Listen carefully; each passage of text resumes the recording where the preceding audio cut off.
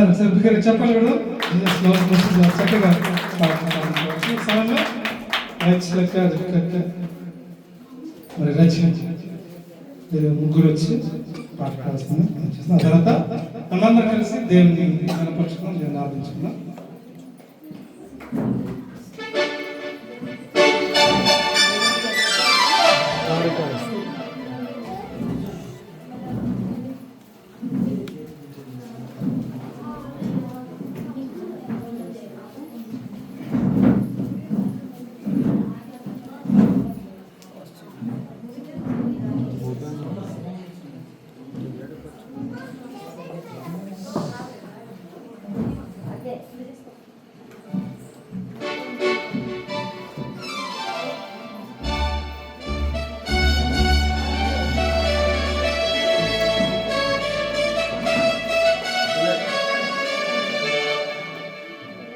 Podium తీసేద్దాము.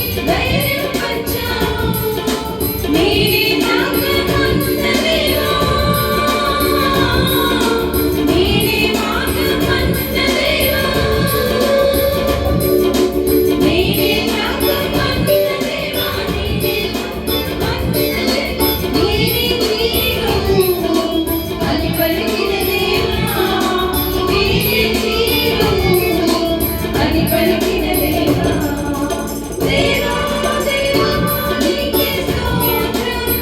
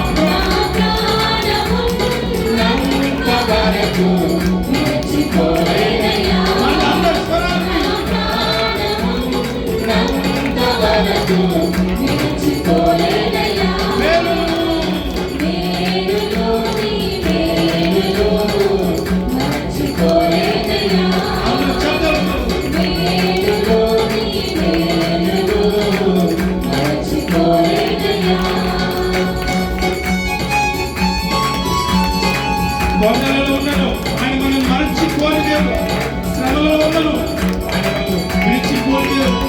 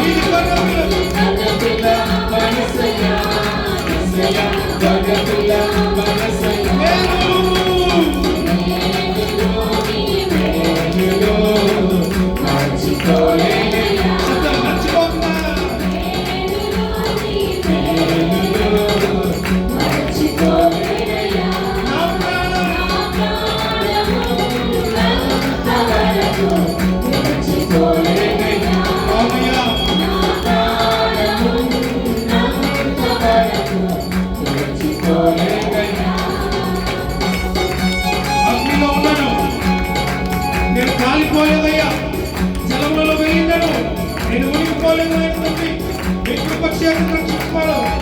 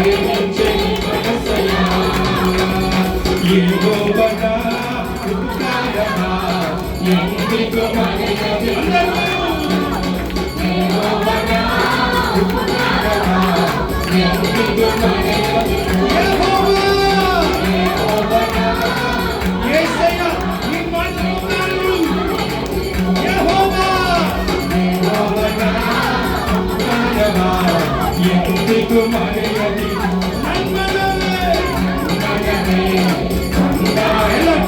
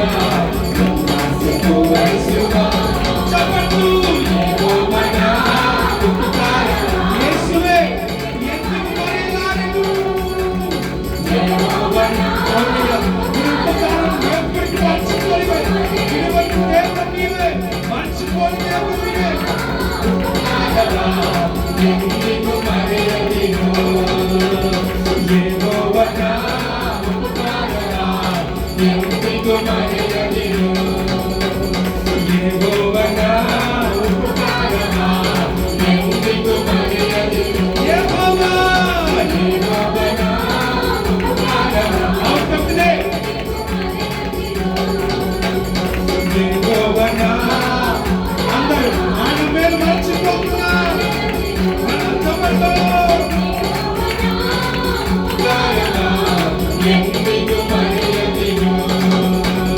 అంతకాల అభిషేక సకల జనరమే సుఖికర సమయమిటు తండ్రి అంతకాల ప్రతి ఒక్క మనసుగా అవును సుఖికర సమయమిటు తండ్రి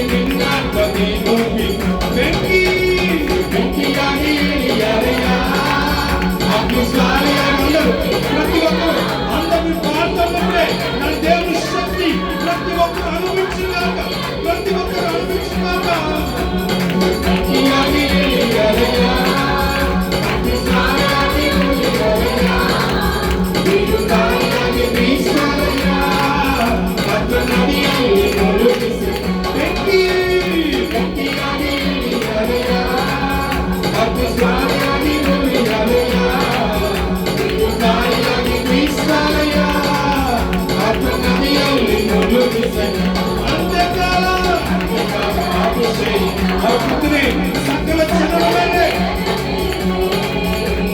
సుఖికాల సమయమిటు తండ్రి నిన్న కదిలించి అంత చెప్పబడుతూ సకల జనములనే సుఖికాల సమయమిటు తండ్రి నిన్న కదిలించి వెంకియాగి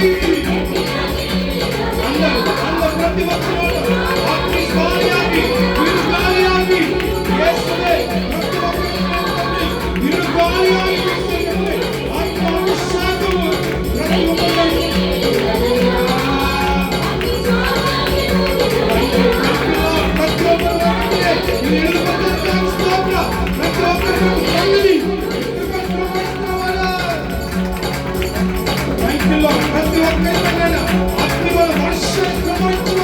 ప్రతి ఒక్కరు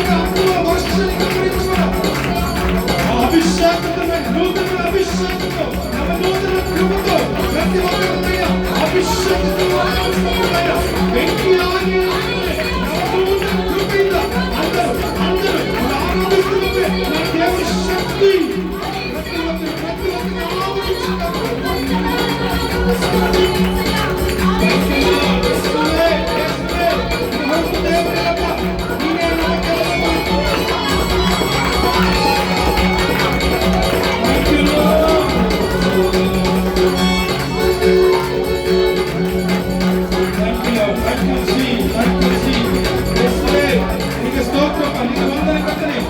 Thank you Lord. వెంకి ఆగేల కట్టనే ఆత్మాభిషేకం ప్రతి ఒక్కరిని కట్టనే ఆయన సర్వోన్నతుల దేవుడు, ఆయన సర్వాధికారి దేవుడు, ఆయన మన మధ్యలో సంచరిస్తున్నవాడు, ఆయన నిత్యము కొనియాడబడుతున్నాడు, ఆయన దానంతో నిత్యము కొనియాడబడుతున్నాడు, ఆయన స్తుతుల మధ్య నివసిస్తున్న దేవుడు, ఆయన చేసిన మేలు తలచుకుంటూ అందరూ చప్పట్లు కొడుతూ ప్రతి ఒక్కరు బిగ్గరగా చప్పట్లు కొడుతూ మనసారా స్తుతిస్తూ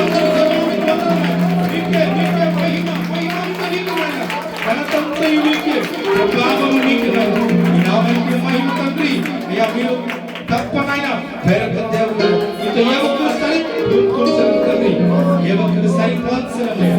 దేవానికి స్తోత్రం నాయన, యేసయ్యానికి వందనం, రక్షకుడానికి స్తోత్రం, దేవానికి వందనం నాయన, పరిశుద్ధుడానికి స్తోత్రం నాయన తండ్రి. అయ్యా ఎంత మంచి దేవుడు, ನಿನ್ನ ಹೊರತು ದೇವರಿಲ್ಲಪ್ಪ, ನೀನೇ ನಮಗೆಲ್ಲವೂ, ನಮಗೆ ಯಾವ ಭಯ ಇಲ್ಲವು. ఆయన మనం కంటి పాపను కార్చదు, కంటి పాప నడిపించువాడు ఆయన మన తోడు దేవుడు, ఆయన మనం నడిపించేవాడు.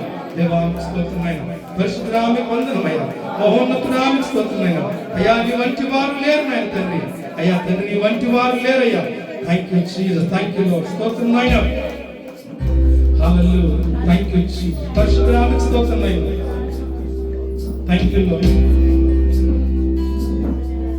మా దేవా నీవే మాతో ఉంటే చాలు. అపవాది తలచిన కీడులన్నీ అవునయ్యా. మా దేవా నీవే మాతో ఉంటే అంతే చాలయ్యా. అపవాది తలచిన కీడులన్నీ ఏమైనా చేయగలవు. అవును, కథమంతా మార్చుకోగలవు. నీ నామముకే మహిమంతా యేసయ్యా. ఏమైనా చేయగలవు, కథమంతా మార్చగలవు. నీ నామముకే మహిమంతా తెచ్చుము యేసయ్యా.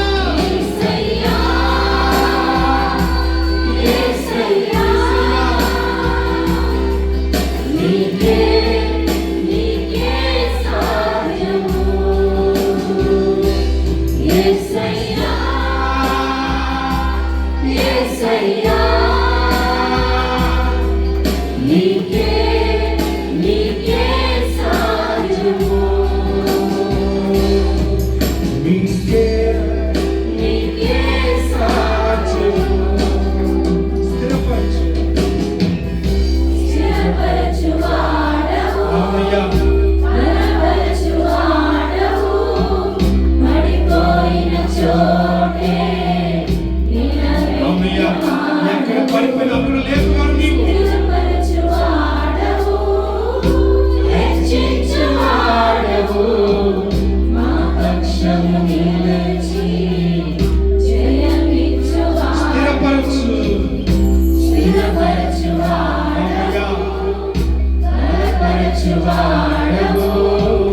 పడిపోయిన చోటే కనపరచువాడు అయ్యా. హెచ్చించువాడు నీ ఒక్కడినైనా.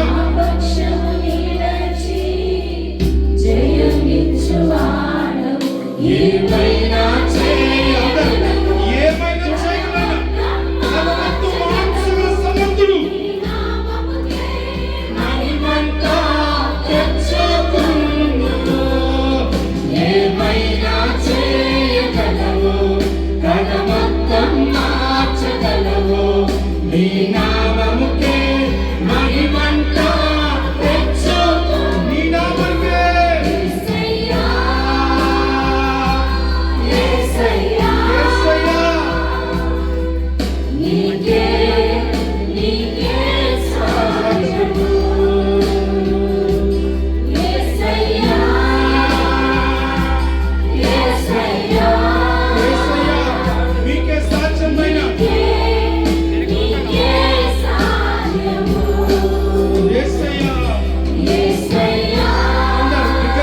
చేతులెత్తి దేవుని చూద్దాం.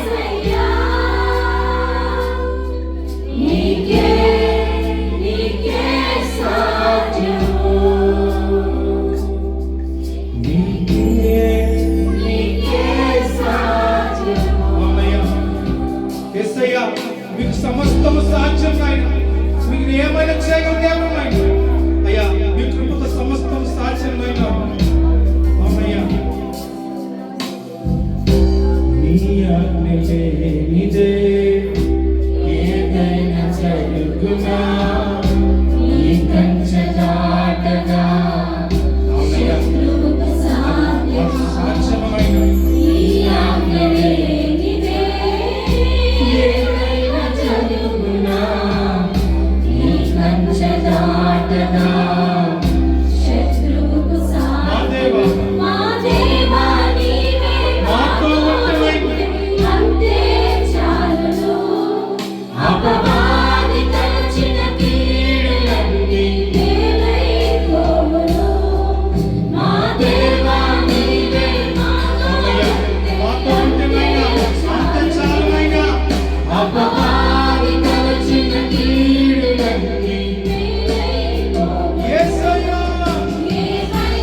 చేయగలవు.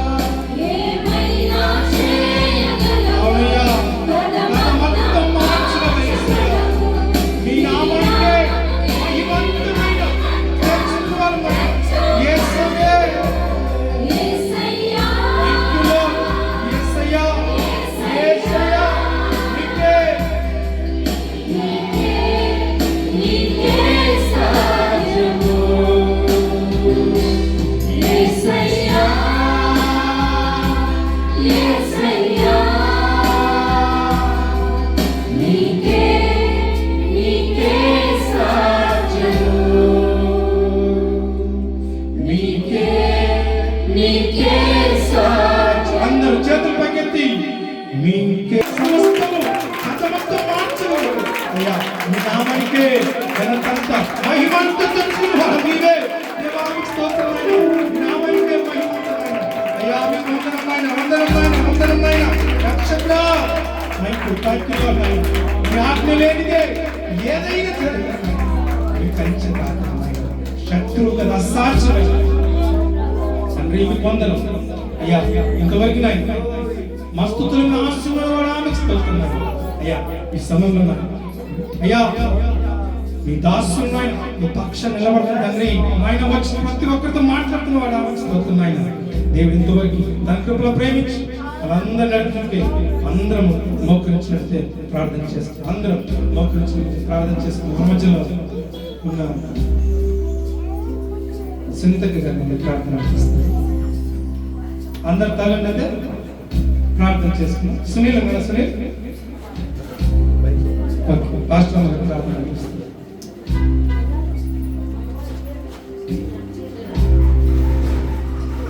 కొంచెం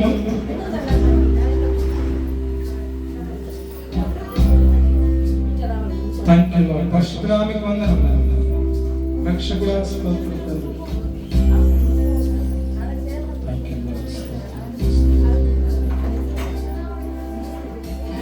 ప్రేమ నమ్మకం తండ్రి పరిశుద్ధుడా జీవగల ఘనమైన పాలన స్తోత్రములైనా నా తండ్రి ఉదయం నుంచి ఇంతవరకు మమ్మల్ని కాపాడి తండ్రి ఈ దినమంతా సజీవులుగా మమ్మల్ని ఉంచిన దేవాన్ని పాదాలకు స్తోత్రములైనా అయా. ఈ ఆరాధనలో మీ సన్నిధి మాతో ఉంచినైనా మమ్మల్ని బలపరిచిన దేవాన్ని పాదాలకు స్తోత్రం అయా. నీకు వందనాలయ స్తోత్రములైనా అయా. నీ దాసుందర దేవా వచ్చిన ప్రతి బిడ్డతో మీరు మాట్లాడండి దేవానికే స్తోత్రం. కేవలం నీ నామనికే మహిమ ఘనత ప్రభావం చెల్లాలి దేవా స్తోత్రములైనా.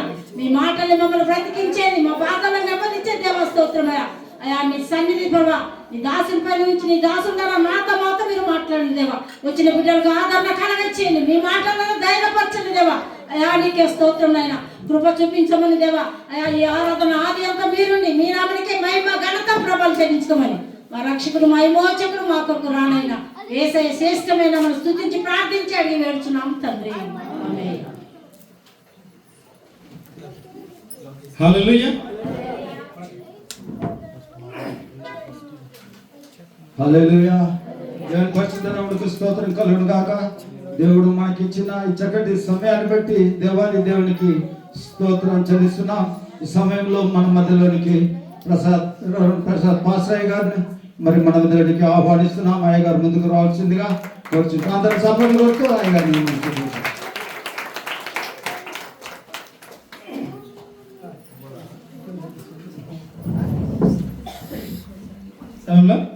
అయ్యగారు మొదటిసారి మన మధ్యలో వచ్చినాక అయ్యగారిని చాలా ప్రత్యేక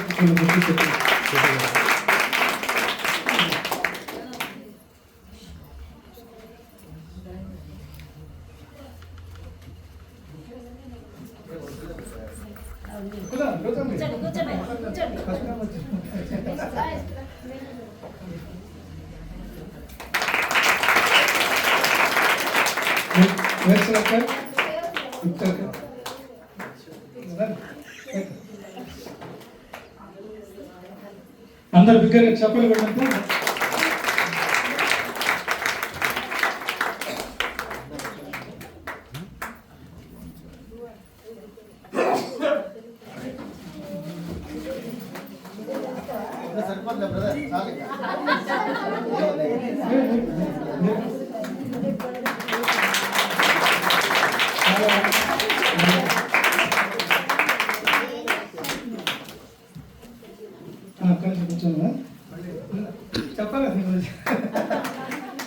ప్రసాదం నిజంగా చాలాసార్లు అనేక విలేజ్ ప్రాంతాలకి అన్నగారు చాలాసార్లు అన్నగారితో ప్రయాణించుకున్నా. అన్న పరిచయం ఇంచుమించుగా ఒక 2 years అంటారు, దగ్గర 2 years అవుతుంది. అన్న నిజంగా హుబ్లీలో ఎక్కడ నాకు కనపడలే, నేను ఎన్ని రోజులు ఉన్నా కానీ హుబ్లీలో, కానీ ఎక్కడ అన్న కనపడలే. అన్న ఒకసారి కాల్ చేసి, అన్న తరఫున వాళ్ళు ఒకసారి కాల్ చేసి ఇన్వైట్ చేసిండ్రు, వెళ్ళిన. అది మొదలుకొని ఆ రోజు నుంచి ప్రతి ఒక్క విలేజ్కి నిజంగా చాలా గొప్పగా పరిచయం చేస్తున్నారు. అన్న హుబ్లీలో ఎక్కడ కనపడదు కానీ అన్ని విలేజ్ ప్రాంతాల్లో అన్నగారని అక్కగారు వాళ్ళ టీం అంతా అందరూ ఊర్లకు ప్రయాణం చేసి అక్కడ సువార్త లేని చోట సువార్తను చెప్తా ఉన్నారు. ఇక్కడ మన వాళ్ళు ఉన్న చోటనే ఉంటుంది, కానీ అన్న అడగదు. అన్న సొంత ఖర్చుతోటి 3 కార్లతోటి వసంత తిలక్ అని వాళ్ళందరూ జెసికా అందరూ నిజంగా గొప్పగా పరిచయం చేస్తారు. ప్రతి ఒక్క చోట అన్నతో పాటు మమ్మల్ని ఇచ్చిపెట్టారు, ఎక్కడికి పోయినా కానీ మమ్మల్ని తీసుకెళ్తున్నారు. అన్న అందుకని వందనాలన్నా ప్రతి చోట మమ్మల్ని ఆహ్వానిస్తాను. ఒకసారి వదిన గారు జోషి వదిన కేజీఆర్ అందరు బిగ్గరగా చెప్పలు కొట్టాలి. ఆ రోజు పరిచయమైన మొదలుకొని ఈ రోజు దాకా మమ్మల్ని అన్న ఇచ్చిపెట్ల. మొన్న 7వ తారీఖు కూడా బహు ఘనంగా గొప్పగా 7వ తారీఖున జరిగించిన దేవుడు. అందరు బిగ్గరగా చెప్పలు కొట్టాలి.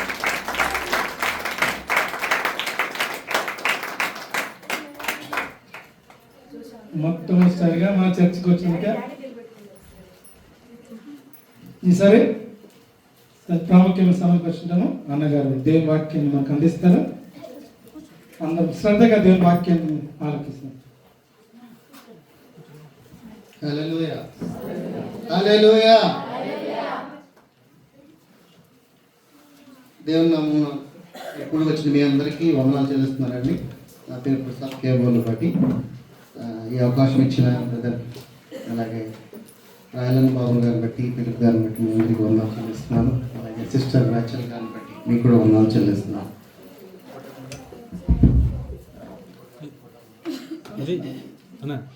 వైర్ మైక్ ఇచ్చి హల్లెలూయా. ఇప్పుడు దాకా మంచి ఆరాధన చేసాం, దేవునికి ఆరాధన చేసాం లేదా? ఎలాంటి ఆరాధన చేసాం?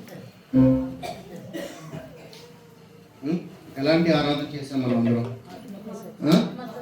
ఆత్మతో సత్యముతో దేవుణ్ణి మనము ఆరాధించాం. సమస్తము యేసయ్యకి సాధ్యమును అని మనం అడుగుతున్నాం కదా. సమస్తము యేసయ్యకి సాధ్యం అన్నప్పుడు నీకేమీ సాధ్యం కాదా? యేసయ్య ఒక్కడికే సాధ్యమా? మరి నువ్వెవరు? ప్రభువుకే సమస్తము సాధ్యము, ఓకే, వెరీ గుడ్. బట్ నువ్వెవరు? ఎప్పుడైనా మీద ఆలోచించారా? నేను ఎవరిని? అసలు నా పనేంటి ఈ లోకంలో? ఎప్పుడైనా నేను ఎవరిని మిమ్మల్ని మీరు ప్రశ్న వేసుకున్నారా? అందరికి తెలివి వస్తుంది కదా. మరి మీరు ఎవరు అని ఎప్పుడైనా మీరు ప్రశ్న వేసుకున్నారా? ఈ ప్రశ్న కంపల్సరీగా అందరికి రావాలి. తండ్రి, కుమారుడు, మనము, అంతేనా? తండ్రి, కుమారుడు, మనము. మరి మనం ఎవరము? మనం కూడా దైవత్వం కలిగిన వాళ్ళమే. మనం జీవం ఇచ్చింది ఎవరిచ్చారు మనకి? జీవం ఎక్కడి నుంచి వచ్చింది? దేవుడి నుంచి వచ్చింది. దేవుళ్ళు వచ్చిన జీవము నువ్వేం చేస్తున్నావు? నిన్ను నువ్వు సపరేట్గా పెట్టుకుని దేవుణ్ణి దేవుడిగా చూస్తున్నావు. మరి నువ్వెవరివి? ఈ లోకంలో నువ్వు బలహీనుడువా, బలవంతుడువా? ఈ లోకంలో నువ్వు ఎవరు అనేది తెలుసుకోవటమే దేవుని యొక్క చిత్తము. అదే దేవుడు అన్నాడంటే గుడ్ న్యూస్, నేను ఒక నిజం చెప్తున్నాను అన్నాడు. ఆమె ట్రూత్ అన్నాడు కదా. ఏంటి ఆ ట్రూత్? ఏంటి ఆ సత్యము? అసలు మనకి ఇంకా మనం చేసే ప్రార్థన ఏంటి అనేది మనకి ఇంకా అర్థం కావట్లా.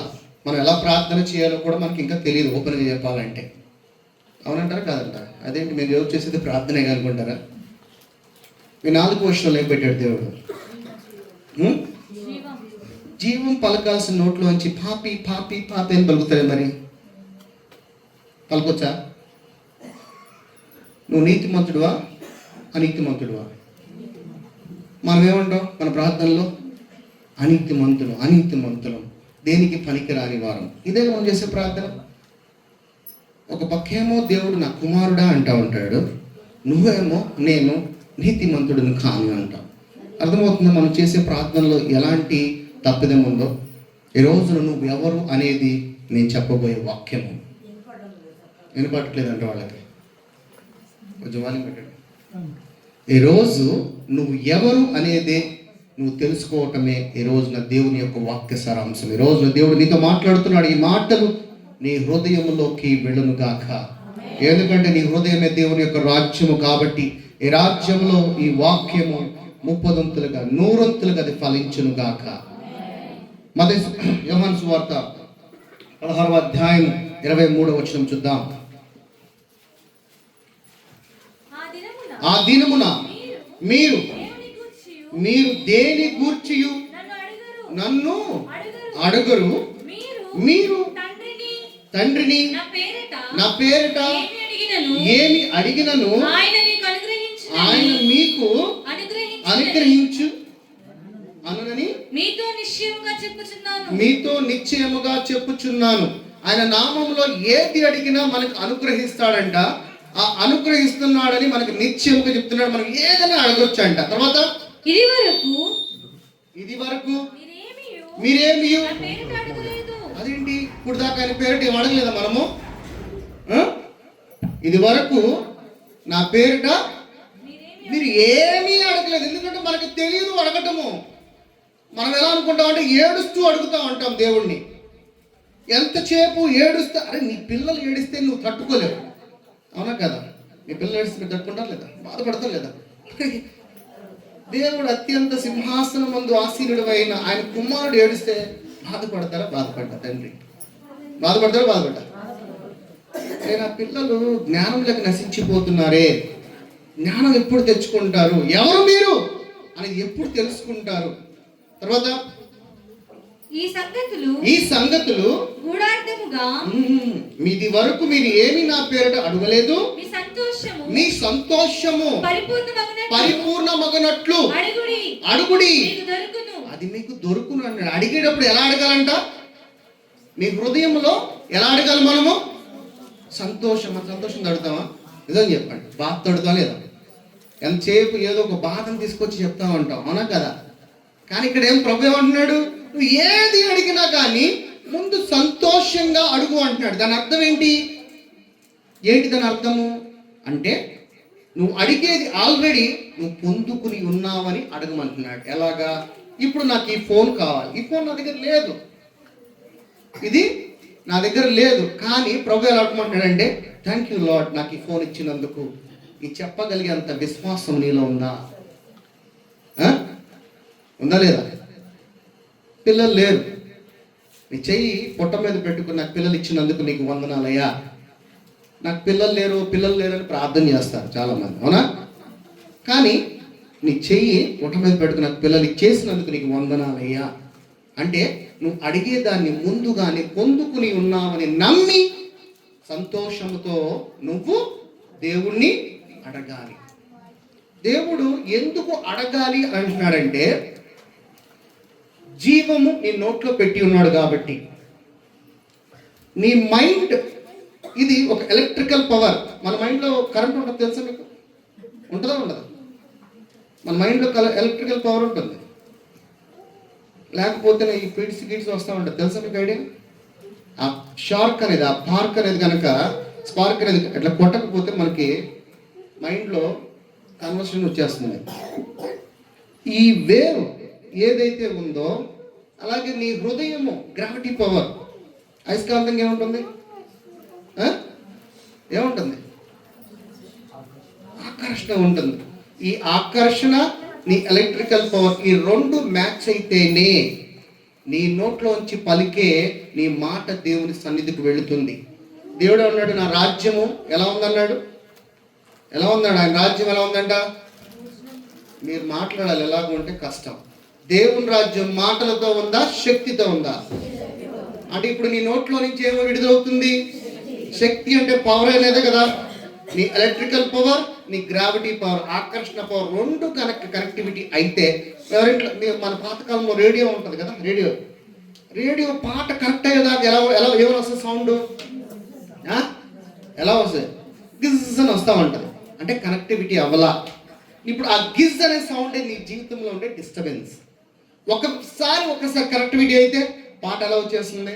మధురంగా ఉంటుంది, వినటానికి హాయిగా ఉంటుంది. అలాగే నీ జీవితంలో కూడా దేవుడితో ఒక్కసారి నువ్వు కనెక్ట్ అయితే నీ జీవితము నువ్వే అధికారము కలిగిన వాడిగా ఈ లోకంలో జీవించమన్నాడు. బలహీనుడుగా కానీ నా దగ్గర శక్తి లేదన్నట్టుగా జీవించమని అనలేదు. ఎందుకనంటే యోహాను సువార్త 4:19 ఒకసారి ఇది కూడా చూద్దాం, తర్వాత వాక్యంలోకి వెళ్ళిపోదాం. యోహాను సువార్త 4:19. అప్పుడు ఆ స్త్రీ అయ్యా నీవు ప్రవక్తమని గ్రహించుచున్నాను. నా పితరులు ఈ పర్వతమందు ఆరాధించిరి గాని ఆరాధింపవలసిన స్థలములో యెరూషలేములో ఉన్నదని మీరు చెప్పుదురని ఆయనతో అనగా యేసు ఆమెతో ఇట్లా నేను అమ్మా ఒక కాలం వచ్చుచున్నది, ఆ కాలమందు ఈ పర్వతం మీదైనను యెరూషలేములోనైనను మీరు తండ్రిని ఆరాధించరు. నా మాటను నమ్ముము. మీరు మీకు తెలియని దారిని ఆరాధించుచున్నారు. మేము మాకు తెలిసిన దానిని మేము ఆరాధించువారము. రక్షణ యూదులో నుండి కలుగుచున్నది. తర్వాత అయితే యథార్థముగా ఆరాధించువారు ఆత్మతోను సత్యముతోను తండ్రిని ఆరాధించు కాలము వచ్చుచున్నది. అది ఇప్పుడును వచ్చి ఉన్నది. తన్ను ఆరాధించువారు అట్టివారే కావాలనని తండ్రి కూడా కోరుచున్నాడు. అంటే మనం ఆరాధన ఎలా చేయాలంట? ఆత్మతో సత్యముతో. ఎక్కడ ఆరాధన చేయాలి? ఆత్మతో సత్యముతో. ఎక్కడ ఆరాధన చేయాలి? ఆత్మతో సత్యముతో. ఓకే, ఎక్కడ? నీ హృదయములో. విశ్వసించాల్సింది ఎక్కడ? ఇప్పుడు నీ హృదయములో. ఎందుకంటే ఈ హృదయమే దేవుని యొక్క రాజ్యము. నువ్వు విశ్వసించినప్పుడే నిజమైన రక్షణ అంట. నువ్వు నమ్మినప్పుడే నిజమైన రక్షణ అంట. మనమేమో కనపడుతున్నదే చూస్తూ ఉంటాం. 2 కొరింథీయులు 4:18 త్వరగా ఏలైనగా దృశ్యమైనవి అనిత్యములు. కనపడేవి ఏదైనా కానీ ఏమంటున్నాడు? వ్యర్థము, దేనికి పనికిరదు అంటున్నాడు. తర్వాత అదృశ్యమైనది నిత్యములు. అదృశ్యమైనది ఎప్పటికీ కూడా అది నిత్యము, నిత్య జీవములోకి నిన్ను తీసుకుని వెళ్ళేది. కానీ మనం ఏం చేస్తాము? కనపడే దాన్ని నమ్ముతాము. కనపడకుండా విశ్వసించేదే నిజమైన రక్షణ. ఈరోజు అందుకే నేను అడిగాను, అడుగు వాటిని ముందుగానే పొందుకుని ఉన్నామనే యొక్క విశ్వాసం మీలో ఉందా? ఈ రోజున అలాంటి విశ్వాసం మనం పొందుకుందాం. యోహాను సువార్త 10:30 నేనును తండ్రియును ఏకమై ఉన్నామని ఇక్కడ యేసు ప్రభు అలాగే తండ్రి కూడా వాళ్ళిద్దరు ఏకాత్మగా ఉన్నారంట. ఒక్కటగా ఉన్నారంట. ఎలా ఉన్నారంట? ఎలా ఉన్నారు? ఏకాత్మగా ఉన్నారంట. తర్వాత ఓకే, రైట్. యోహాను సువార్త 14:9 యేసు ఫిలిప్పు నేను ఎంతకాలము మీ యొద్ద ఉండినను మీరు నన్ను ఎరగరా? నన్ను చూచిన వాడు తండ్రిని చూచి ఉన్నాడు కనుక తండ్రిని మాకు కనపరచమని ఎలా చెప్పుచున్నావు? ఎందుకంటే మనం చూస్తేనే నమ్ముతాం కదా. ఇంత చూసినట్టుగా 2 కొరింథీయులు 4:18 మనం చూసిందే నమ్ముతాం. కాబట్టి ఫిలిప్పు కూడా నాకు చూపించు అని అడుగుతున్నాడు. అప్పుడు యేసు ప్రభు అంటున్నాడు, నన్ను చూస్తే నా తండ్రిని చూసినట్టే అంటున్నాడు. ఎందుకని అంటున్నాడు? వాళ్ళు ఏకాత్మగా ఉన్నారు కాబట్టి, ఏక శరీరిగా ఉన్నారు కాబట్టి, ఒకటే ఉన్నారు కాబట్టి. భార్య భర్తలు విడివిడిగా ఉన్నవారు ఏకాత్మగా ఏక శరీరిగా ఉంటారా? తండ్రి, కుమారుడు, పరిశుద్ధాత్ముడు కూడా ఏకాత్మగా ఉన్నారు. కానీ 3 వ్యక్తులుగా మనకు కనపడుతున్నారు. అలాగే ఇద్దరుగా ఉన్న భార్య భర్తలు ఏక శరీరిగా ఉంటారు, కానీ వాళ్ళు ఇద్దరుగా మనకు కనపడతారు. కొలస్సీయుల రాసిన పత్రిక 1:15 ఆయన ఆయన అదృశ్య దేవుని స్వరూపి అదృశ్య దేవుని యొక్క స్వరూపి అయి సర్వ సృష్టికి ఆది సంభూతుడై ఎవరైతే మనకి కనపడకుండా ఉన్న తండ్రి ఉన్నాడో ఆయనకి సర్వ సృష్టికి అదృశ్యంగా ఉన్న స్వరూపికి సాదృశ్యముగా మనందరికీ కనబడుతున్నాడు. ఇదిగో నా తండ్రి ఇలా ఉంటాడు. ఎలా ఉంటాడంట వాళ్ళ తండ్రి? ఎలా ఉంటాడు చెప్పండి? ఎలా ఉంటాడంట? యేసయ్య తండ్రి ఎలా ఉంటాడంట చెప్పండి? మీకు తండ్రి ఎలా ఉంటాడు తెలీదా? యేసయ్య ఎలా ఉంటాడు? ప్రేమగా ఉంటాడు. ఏమంటాడు? మనలో ఉందంటారా ప్రేమ? మనలో లేదనంటే మరి మన పిల్లలు ఎలా అవుతాం? నిజంగా తండ్రికి సాదృశ్యముగా అదృశ్యంగా ఉన్న తండ్రిని సాదృశ్యంగా మనకి ఇదిగో నా తండ్రి ఇలా ఉంటాడని చూపించినప్పుడు ఆయన కుమారులుగా మనం చెప్పుకుంటున్నప్పుడు ఇప్పుడు యేసయ్య ప్రేమ మనలో కనపడాలా వద్దా? కనపడాలా వద్దా? కనపడకపోతే మనం దేవుని పిల్లలమా కాదా? ఒక్కసారి మిమ్మల్ని మీరు ఆత్మ పరిశీలన చేసుకోండి. ఎక్కడైనా నువ్వు చూపించే ప్రేమలో కల్ముషం ఉందేమో, కళంకం ఉందేమో నువ్వు పరిశీలన చేసుకో. అదే ప్రేమని నీవు ఈ సొసైటీకైనా నీ చుట్టూ ఉన్న వారికైనా నువ్వు చూపించాలి. ఎవరిని ప్రేమించమన్నాడు ప్రభు? ప్రధానమైన ఆజ్ఞ ఏది బైబిల్ అంతటిలో? మనం అంటాం పొరుగువాడిని ప్రేమిస్తామా? నిజం చెప్పండి. పొరుగువాడు బాగుంటేనే నువ్వు బాగుంటావు, అవునా కదా? పొరుగువాడు బాగుంటేనే నువ్వు బాగుంటావు. అందుకనే నీ పొరుగువాడిని ముందుగా ప్రేమించు అన్నాడు. ఇప్పుడు మనం ఈ వాడుతున్న ఇన్స్ట్రుమెంట్స్ అన్ని ఎక్కడి నుంచి వచ్చినాయి? ఎక్కడి నుంచి వచ్చినాయి? సొసైటీలో నుంచి వచ్చినాయి. సొసైటీలో ఎవరుంటారు చెప్పండి? ఎవరుంటారు సొసైటీలో? మన పొరుగువారు ఉంటారు. వాడు బాగుంటే ఇవన్నీ మన చేతులకు వస్తాయి, వాడు బాగోకపోతే రావు. అందుకనే నీ పొరుగు వాడిని ప్రేమించు. వాడు బాగుంటే నువ్వు బాగుంటావు, వాడి కుటుంబం బాగుంటే నీ కుటుంబం బాగుంటుందని ఆత్మీకంగా వాడిలో కూడా ఉంది నేనే. శరీరానుసారంగా వాడిని ప్రేమిస్తే నీ కుటుంబం బాగుంటుంది అని దేవుని యొక్క వాక్యమును బట్టి. వాక్యాన్ని శరీరానుసారంగా అర్థం చేసుకుంటే మీకు అర్థం కాదు. దేవుడు ఆత్మే ఉన్నాడా? ఆత్మతో ఉన్న మాటలు శరీరంతో ఎలా అర్థం చేసుకుంటావు? ఆత్మతో ఉన్న మాటలు ఆత్మానుసారముగా పలికిన మాటని నువ్వు ఆత్మగానే అర్థం చేసుకోవాలి. ఎలాగా? శరీరానుసారం అర్థం చేసుకుంటే ఇప్పుడు నేను వాక్యము ఖడ్గము అంట, మన ఖడ్గం తీసుకొచ్చి పెడదామా? ఖడ్గం కాదు, ఖడ్గము లాంటి పదును కలిగినదని వాక్యం అర్థము. ఎలాగా? ఖడ్గము రెండు వైపుల పదును ఉంటుందా ఉండదా? వాక్యము కూడా రెండు వైపులా పదును ఉంటుంది. సో ఆయన సాదృశ్యంగా చెప్తున్న మాటలు అవి. మనం ఎలా అర్థం చేసుకుంటాం? వాక్యం అంటే ఖడ్గం.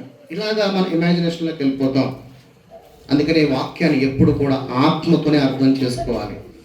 అర్థం కాకపోతే అర్థమయ్యేంత వరకు నీవు దేవునిలోనే గడపాలి. దేవుని యొక్క వాక్యాన్ని ధ్యానించమన్నాడా? ఏం చెప్పమన్నాడు? కీర్తన గ్రంథం 1:1 ఏం చెప్పాడు? ఎంతమంది నిజంగా ధ్యానిస్తారు చెప్పండి? నిజంగా చెప్పండి. మీ హార్ట్ మీ చేతి గుండె మీద పెట్టుకుని చెప్పండి. చెయ్యం మనం. ఇక్కడ వెరీ ఫ్యూ పీపుల్, కొద్ది మంది. ఆవు మేత వేస్తుంది కదా, మేత వేస్తున్నది ఏం చేస్తుంది? నెమర వేస్తుంది. ఈరోజు మనం కూడా ఎప్పుడు నువ్వు ఎక్కడ విని వాక్యమును బట్టి నువ్వు నెమర వేసుకుంటూ ఉండాలి.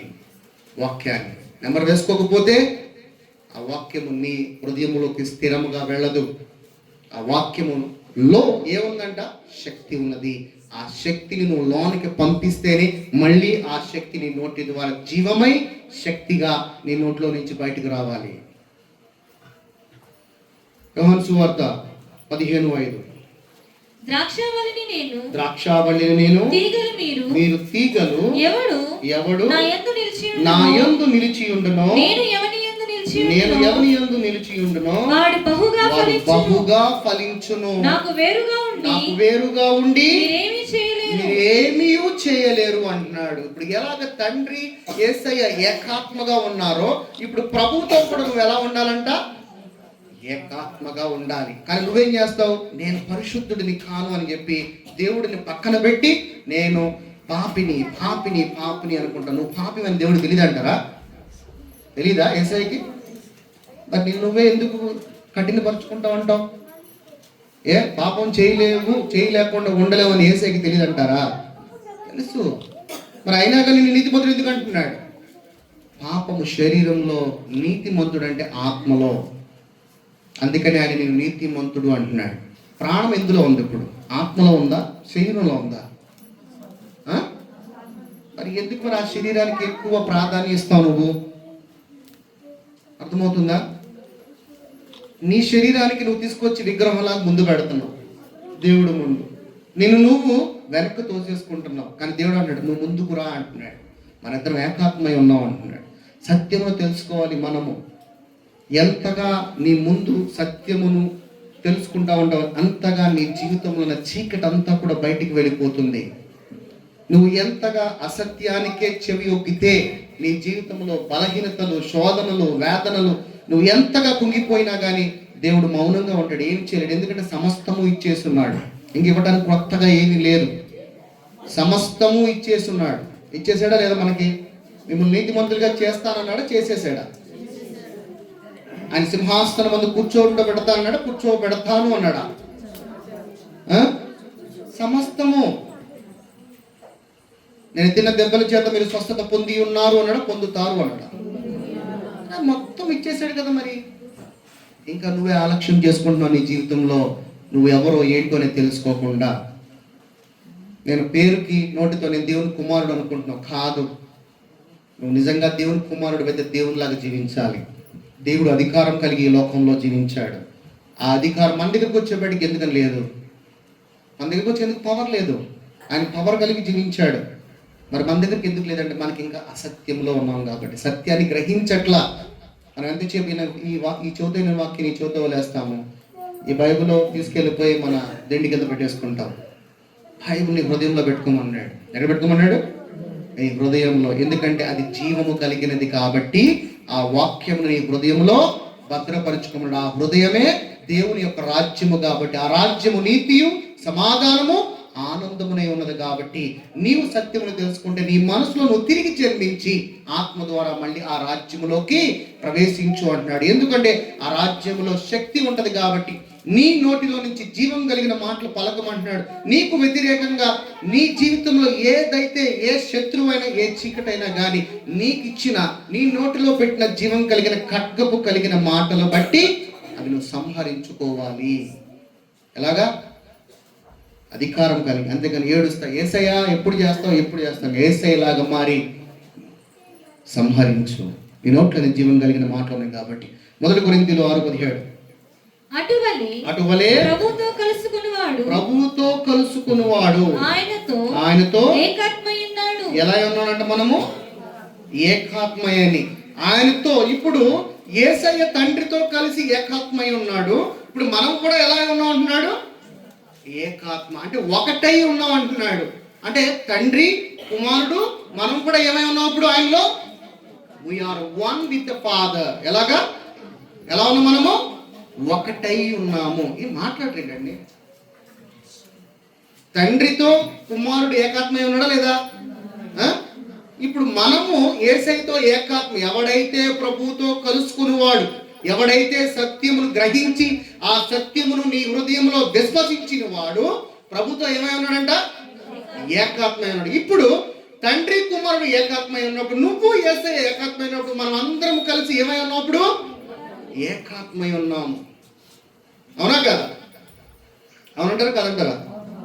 గలతీయులు 2:20 నేను క్రీస్తుతో కూడా సిలువ వేయబడి ఉన్నాను. ఇక నుంచి జీవించువాడును నేను కాను, నా యందు జీవించు క్రీస్తే. తర్వాత నేనిప్పుడు శరీరమందు జీవించుచున్న జీవితము నన్ను ప్రేమించి నా కొరకు తను తాను అప్పగించుకొని దేవుని కుమారుని యందలి విశ్వాసము వలన జీవించుచున్నాము. ఎక్కడ ఆయన మనల్ని ప్రేమించాడు? ఆయన మనల్ని ప్రేమించాడు అంటే ఎక్కడ ఆయన మనల్ని ప్రేమించాడు? ఎఫెసీయులకు రాసిన పత్రిక 1వ అధ్యాయం 5వ వచనము. తన చిత్త ప్రకారమైన తన చిత్త ప్రకారమైన దయా సంకల్పము చొప్పున యేసుక్రీస్తు ద్వారా తన కుమారులుగా స్వీకరించుటకై ఎవరినంట మనలను ముందుగా తన కోసము నిర్ణయించుకుని మనము తన ఎదుట పరిశుద్ధులముగాను నిర్దోషులమై ఉండవలనని జగత్ పునాది వేయబడక మునిపే ప్రేమ చేత ఆయన మనము క్రీస్తులో మనలను ఏర్పరచుకునేను. మనం క్రీస్తులో జగత్ పునాది వేయబడక మునిపే ఏర్పరచుకున్నాడు. అంటే ఎలాగంట? ప్రేమించి. ఆయన ప్రేమించాడు. ఆయన మనలను ఈ జీవితమును కూడా ప్రేమించి ఈ జీవితం ఈ శరీరంలో నుంచి నేను బయటికి ఆత్మగా మళ్ళీ నేను తీసుకుని మళ్ళీ ఆయనలోకి తీసుకుని వెళ్ళటానికి నీకు సత్యము చెప్పడానికి ఈ లోకానికి వచ్చి ఉన్నాడు. కానీ మనము ఈ లోక కాలము వరకు జీవిత కాలంలో యేసయ్యను గనక మనం అనుసరించిన వారమైతే, అంటే దాని అర్థమవుతుందా? ఈ లోకంలో ఉన్న బాధలు, నొప్పులు, కష్టాలు, చింతలకి యేసయ్యా యేసయ్యా యేసయ్యా అని అనుకుంటే 1 కొరింథీయులు 15:19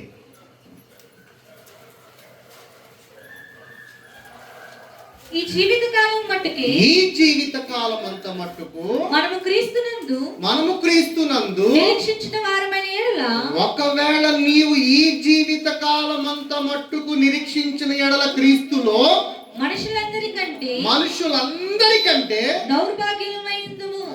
దేనికోసం నిరీక్షించాలి? ఇప్పుడు ఈ జీవిత కాలం మట్టుకు కాదు, నిత్య జీవిత కాలం మట్టుకు మనం నిరీక్షించాలి. కానీ మనలో చాలా మందికి కూడా ఈ జీవిత కాలంలో మనం అబండెన్స్ కోసమే మనం ఉరుకులు పరుకులు పెడుతూ ఉంటాం. ఒకవేళ అలా చేస్తే దేవుడు అంటున్నాడు, నువ్వు దౌర్భాగ్యుడురా నా బిడ్డ అంటున్నాడు. అదే అధ్యాయం 45. ఇందు విషయమై ఆదాము మనుష్యుడు మొదటి మనుష్యుడు జీవించు ప్రాణి ఆయనని రాయబడి ఉన్నది. కడపటి ఆదాము జీవింపజేయు ఆత్మ ఆయనే. కడపటి ఆదాము ఎలాగ మనం జీవిపిస్తాడంట? ఆత్మ ద్వారానే జీవింపజేస్తాడంట. ఎందుకంటే ఆ ఆత్మే సత్యము కాబట్టి. ఈ శరీరం గురించి ఎక్కడ వేసే వెల ఇచ్చినట్టు చూసారా మీరు? లేదు, అసలు శరీరం గురించి బోధించడం ఉండదు. ఎందుకంటే శరీరం నిష్ప్రయోజనం చెప్తా ఉంటాడు. యోహాను సువార్త 6:63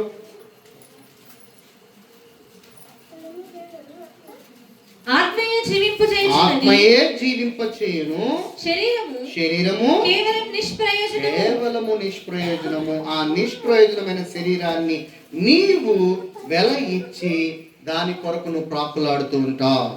నా సహోదరి, నా సహోదరుడా, సత్యమును గ్రహించు, సత్యమును తెలుసుకో. నీ జీవితంలో నీకున్న ప్రతి బంధకము నుంచి నీకే దేవుడు సమస్త అధికారం ఇచ్చి ఉన్నాడు. అన్నిటి మీద నీకు అధికారం ఇచ్చిన కొన్నిటి మీద అనట్లా. నువ్వు ఎంతగా సత్యమును తెలుసుకుంటావో అంతగా నీ జీవితం మీద నీకు అధికారం కలిగి ఉంటావు. కాబట్టి ఈ జీవితం నీకు సంతోషముగా ఆనందదాయకంగా ఉంటుంది. యోహాను సువార్త 17:21 వారును మన యందు ఏకమై ఉండవలెనని. ఎవరు వారు? మనము ఆయన యందు ఏకమై ఉండవలనని వారి కొరకు మాత్రము నేను ప్రార్థించుటలేదు. వారు వాక్యము వలన నా యందు విశ్వాసముంచు వారు అందరూ ఏకమై ఉండవలనని వారి కొరకును ప్రార్థించుచున్నాను. అంటే ఈ లోకంలో ఉన్న వారందరూ కూడా తండ్రిలో ఏకాత్మగా ఉండాలని యేసయ్య ప్రార్థన చేస్తున్నాడంట. అంటే ఎవరైతే రక్షణ జీవితంలో ఉన్న వారి కొరకు కాదు, మొత్తము సమస్తము అందరూ కూడా నా రక్షణ జీవితంలోకి ఏకాత్మగా నీలో ఉండడానికి వారందరి కొరకు నేను ప్రార్థిస్తున్నాను అంటున్నాడు. ఎఫెసీయులకు రాసిన పత్రిక 4:6 అందరికీ తండ్రి అయిన దేవుడు ఒక్కడే. ఆయన అందరికీ పైగా ఉన్నవాడై అందరిలోనూ వ్యాపించి. అందరిలోనూ ఉన్నాడా? కొందరిలో ఉన్నాడా? ఓన్లీ క్రైస్తవులకే అన్నాడా? హిందువులకు అనలేదా? అందరికీ. సత్యమును గ్రహించిన వాడు ఆయనలోకి వచ్చేస్తాడు. అసత్యములో ఉన్నవాడు సత్యమును ప్రకటించాల్సింది మీ అందరికీ ఇచ్చిన బాధ్యత. మనం ఏం చేస్తాం, మన కుటుంబ బాధ్యతలు మనం బిజీగా అయిపోతాం. కానీ మనకిచ్చిన బాధ్యత ఏంటంటే చీకట్లో ఉన్నవారు. అసలు యేసయ్య ఎవరు ప్రేమిస్తాడో తెలుసా? ఈ లోకాన్ని ఎవరు ప్రేమించడానికి వచ్చాడు? ఇప్పుడు నువ్వు నీతిమంతుడుగా బాప్తిసం తీసుకుని రక్షణ జీవితంలోకి వచ్చావు అనుకో, ఇప్పుడు మీ ఇద్దరు ఎవరు ప్రేమిస్తాడు? ఎవరు ప్రేమిస్తాడు? 100 గొర్రెలు ఉన్న యజమానుడు ఒక్క గొర్రె పిల్ల తప్పిపోతే 99 గొర్రెలు ఏం చేశాడు? అందులో నువ్వు కూడా ఉన్నావు 99లో. ఒక్కడి కోసం పరిగెడతాడంట. మనం అనుకుంటాం నా యేసయ్య మనం అనుకుంటాం. కానీ అదే యేసయ్య ఎవరి కోసం వెళ్తాడంట? చీకట్లో ఉన్న సంబంధుల కోసం వెళ్తాడు. ఈ రోజున మనం కూడా ఆయన స్వరూపంగా మనం ఉన్నాం అనుకుంటున్నాం. ఆయన స్వరూపం అంటే ఏంటి? శరీరం కాదు, ఆత్మ. ఆత్మ ఎలా ఉంటుందంట? ప్రేమై ఉంటుందంట. ఆత్మ ఫలము, మొట్టమొదటి ఫలం ఏంటి? ప్రేమ. మనలో ఉందా? ఒక్కసారి మీరు ప్రశ్న వేసుకోండి, అంతా బాగా తెలుసు మీకు. కానీ క్రియల దగ్గరికి వచ్చేపాటికి మన హృదయం కఠినమైపోతుంది. కానీ ఏసే హృదయం అలా ఉంటుందా? అలాగా? మరి ఒకవేళ నీలో అలా ఉందంటే అప్పుడు నువ్వు ఎలా ఉన్నావని అర్థం. మొదటి యోహాను రాసిన పత్రిక 4వ అధ్యాయం 5వ వచనం చూద్దాం ఒకసారి. వారు లోక సంబంధులు గనుక లోక సంబంధులైనట్టు మాటలాడుదురు. లోకము వారి మాట వినును. ఈ రోజు మన మాట వింటుందా లేదా? లోకంలో ఉంటే లోకం కూడా ఆయన మాట వింటున్నాడు. తర్వాత మనము దేవుని సంబంధులము, దేవుని ఎరిగిన వారమై ఉన్నాము. మన మాట వినును. దేవుని సంబంధి కానివాడు మన మాట వినడు. తర్వాత ఇందువలన మనము సత్య స్వరూపిమైన తండ్రి స్వరూపి అయిన ఆత్మ ఏదో బ్రహ్మపరచు ఆత్మ ఏదో తెలుసుకొనుచున్నాము. ఇప్పుడు యేసయ్య లాంటి ప్రేమ నీ హృదయంలో కనపడకపోతే ఇప్పుడు అది ఏ ఆత్మ ఉండాలి? బ్రహ్మపరచు ఆత్మ ఉండాలి. అది యేసయ్య ఆత్మ కాదు. యేసయ్య ఆత్మ అంటే క్షమాపణ గుణము. ఒక సినిమాలో హీరో వీళ్ళని చంపితే వాడు హీరో అవుతాడు, అవునా? అంతే కదా? ఏదైనా మూవీస్ చూసే ఉంటారు కదండి అందరూ, ఏదో చూడనట్టుగా. అందరూ నేను కూడా చూసినోండి. సినిమా హీరో విలన్ చంపితే ఏమవుతాడు? బట్ నా యేసయ్య వీళ్ళని క్షమిస్తే హీరో అయ్యాడు, అవునా? ఇక్కడ క్షమిస్తేనే హీరో. నీ జీవితంలో నువ్వు ఫర్గివ్ చేస్తేనే నువ్వు కుమారుడివి. నీ జీవితంలో యేసయ్య లాంటి ప్రేమ కలిగి ఉంటేనే నువ్వు దేవుని కుమారుడివి. అంతేగాని వేషధారణ కలిగి ఉంటే ప్రేమ అని చెప్పుకునే పెదాలతో అందుకంటాడు, మీరు నన్ను పెదాలతో గనపరుస్తున్నా కానీ నీ హృదయం నాకు అన్నీ తెలుసు మీకు. ఒక్కసారి మిమ్మల్ని మీరే ఆత్మ పరిశీలన చేసుకోండి నా సహోదరి, నా సహోదరుడా. 2 కొరింథీయులు 5:17 కాగా ఎవడైనను క్రీస్తునందున్న ఎడల వాడు నూతన సృష్టి, పాతవన్నీ గతించి ఇదిగో క్రొత్త వాయును. ఏంటి క్రొత్త వాయును? పాతవన్నీ గతించిపోయి అంటే ఏంటి? ఈ పాపంలా నీ హృదయం క్రొత్తగా మారాలి. ఎలాగా? క్రొత్త హృదయముగా మారాలి. యేసయ్య హృదయముగా మారాలి. ఎందుకంటే నువ్వు తండ్రితో కూడా ఏకాత్మై ఉన్నావు కాబట్టి తండ్రిలాగా ఆలోచించాలి, తండ్రిలాగా ప్రేమించాలి, తండ్రిలాగా క్షమాపణ గుణం కలిగి ఉండాలి. ఒకవేళ ఇప్పుడు యేసయ్యని పిచ్చోడు అన్నారు లేదా? దయ్యం పట్టోడు అన్నారు లేదా? మరి వాళ్ళ గురించి కూడా ప్రాణం పెట్టాడు లేదా? మరి ఈరోజు మనం పెట్టగలమా?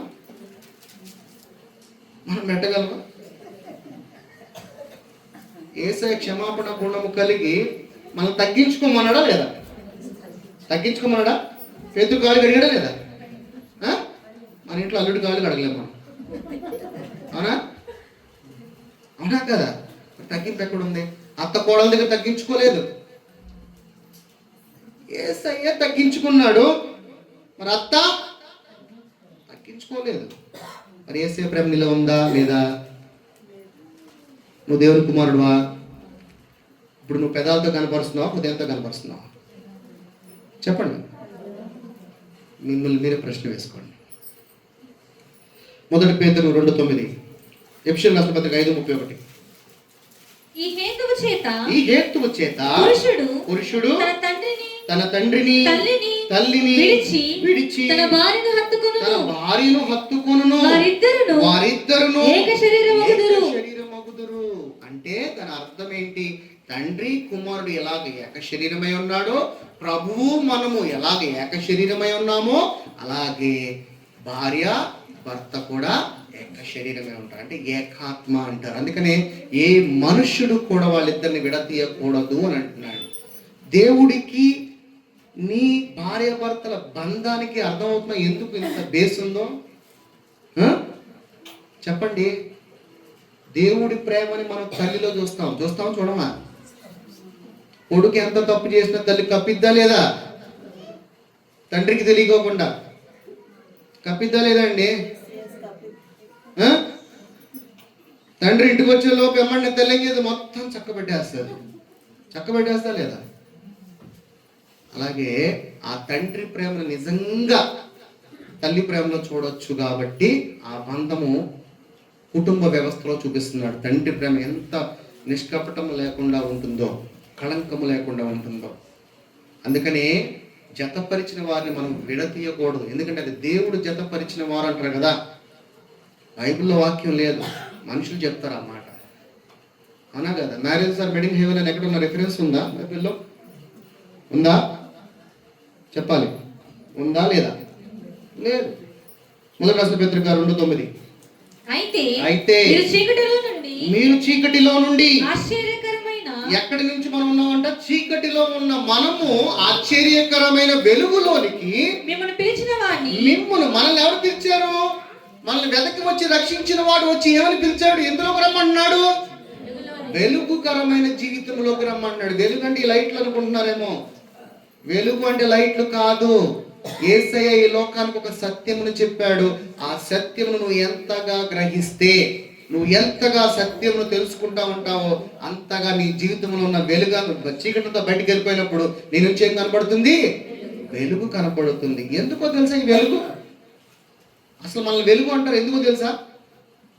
ఎందుకంటారు? చదువుకున్న వాళ్ళు ఇక్కడ సైన్స్ స్టూడెంట్స్ ఉన్నారా? ఎందుకంటారు వెలుగు? అసలు ఈ లోకానికి నేను వెలుగు అన్నాడు. ఎందుకని వెలుగు అన్నాడు? వెలుగు అంటే ఏంటి?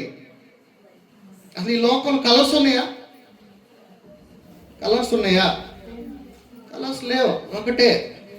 ఒకటే కలర్, వెలుగు, చీకటి. ఈ రెండే ఉన్నాయి.